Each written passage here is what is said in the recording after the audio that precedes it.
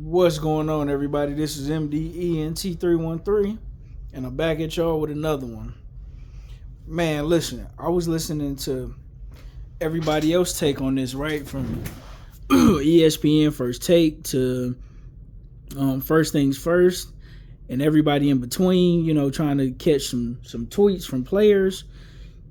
And what I learned from Shannon Sharp and Brian Windhurst and Stephen A. Smith, and I didn't know that, the teams could do this. But because they traded Luka Doncic when they traded him, that he is no longer eligible for the Supermax deal, which inevitably means that he lose out on $116 million. Oh my God. It'd be furniture moving. $116 million. Listen, I remember when, what's my man who played for the Memphis Grizzlies? Ja Morant.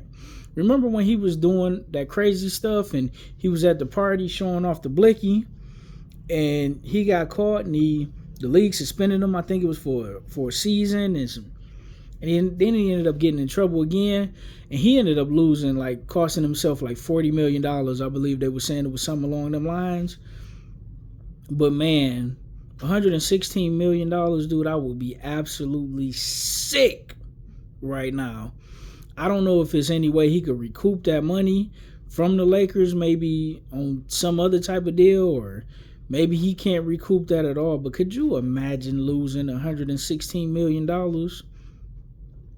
Dude, it's people that get knocked off, if you know what I mean when I say that, for $10,000, $5,000. Dude, I done seen some wild stuff at a dice game where things went left real quick over a few $100. You're talking about $116 million. And listen, I believe that's going to get a lot of players right. Because I wonder if they start doing this, right? Say you get a young player. Hopefully they don't do this with none of the other guys. But like Shea Gilgeous-Alexander, if I'm saying his name right. But let's say hypothetically, right? The OKC Thunder do the same thing to him. Like, oh man, it's either pay him the Supermax or, rebuild. And they ship him somewhere else. And then every team from there on do that and start to cut these players' salaries down. I wonder would that make these players pretty much tighten up? Because the rumblings is Luka Doncic, he didn't want to get in shape. He was one of them, allegedly. I got to say allegedly because I don't know this. But he was a guy like James Harden who he didn't want to train in his offseason like he was supposed to. Got bad eating habits allegedly. And that when the season started, he wouldn't come in shape. He would play his way into shape. And if that's the case, that could explain why a lot of these players get injured as much as they get injured. A lot of these guys can't play back-to-backs. They get injured a lot more. And they're playing a game that's tailor-made for the offense, right? The physicality is no longer there. I remember watching The Last Dance. I had a Michael Jordan DVD when I was younger. It was called Come Fly With Me. But also, when you look at The Last Dance, in which Michael Jordan just aired on Netflix maybe about 2 years ago, where he talked about, listen, man, the way the Pistons was playing me, I had to get in the weight room, between the Pistons and the Knicks. And I had to go to the weight room. I had to get bigger. I had to get stronger. I had to work on everything to, prepare my body for that physical grind that was going to be the Pistons in the end. Because a lot of people felt like that's how they had to play Michael Jordan. You had to beat him up, rough him up, throw him to the ground, keep him out there, do whatever you got to do. Right? When you hear stories of the legendary Kobe Bryant, how, whether they win or lose, he right back in the gym shooting hundreds of jump shots, in the gym lifting weights, working out, pushing his teammates, pushing himself. You hear stories about guys like that are hard to play with because they demand greatness.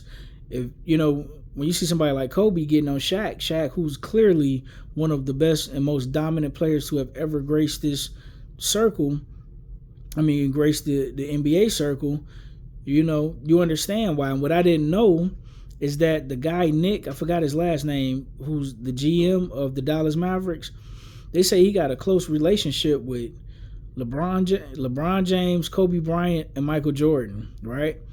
And these are guys who keep themselves in tip-top shape all year round. So he has, an affinity and a respect for guys who come ready to go. They start the season ready to go. They don't play them their way into shape. They come locked and loaded and ready to make a statement. And listen, I understand what a lot of people may say. Listen, as long as Luka is putting up the otherworldly numbers he's putting up, then what's the problem? He's first in his short time. He's made the first NBA team 5 consecutive times. And even guys like Steph Curry haven't done that, right? And that is very impressive. I don't even think Jokic, who's a 3-time MVP, has done that. Made the first NBA 5 consecutive times, first team NBA. And that is impressive. But the problem with that is, y'all know as well as I do, things compound, right? We know how compound interest work. Well, compound work the same way with anything we do, right? If you eat BS every day and you don't work out,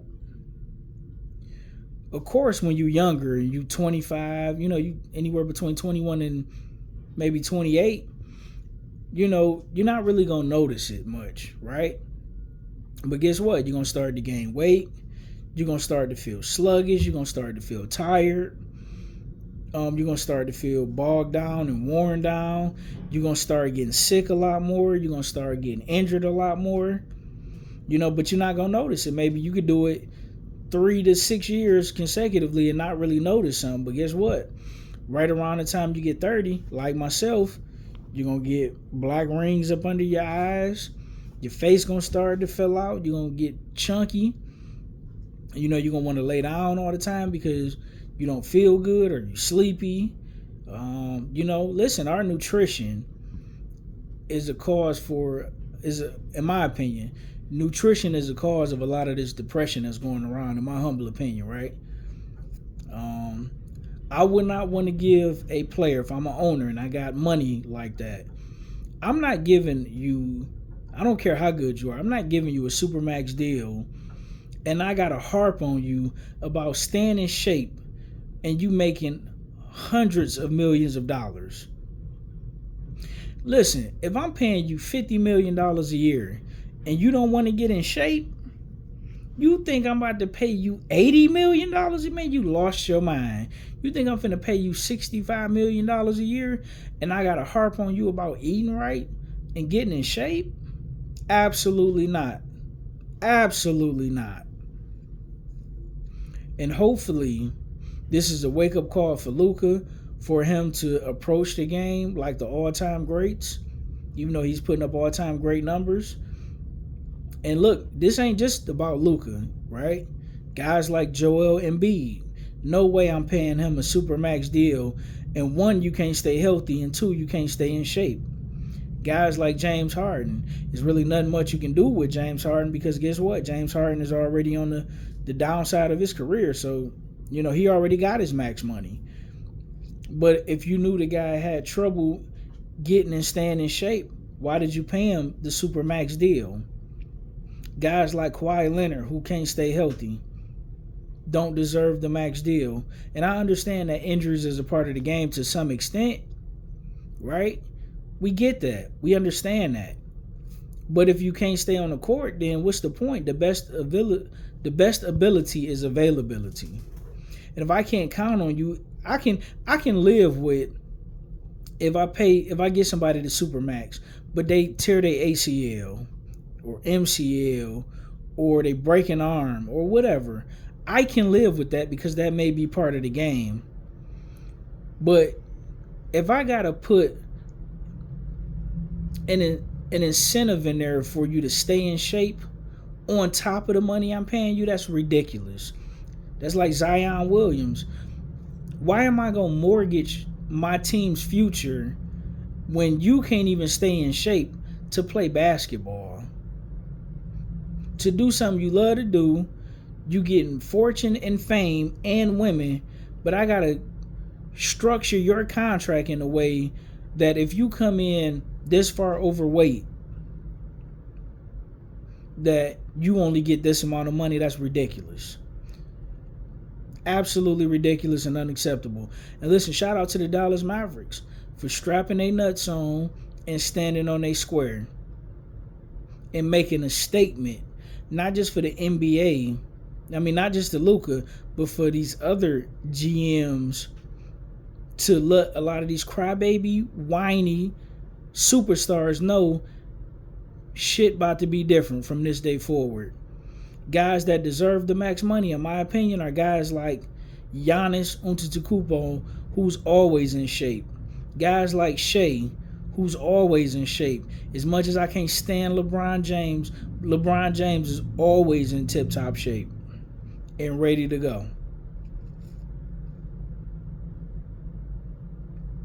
You know, so far, guys like Cade Cunningham, the way he carries himself, look like he should be getting a Supermax deal within the next couple of years. But you guys let me know what you think about this in the comment section. Like, share, and subscribe. Luka cost himself $116 million. Ooh-wee. That being said, I'm out. Peace.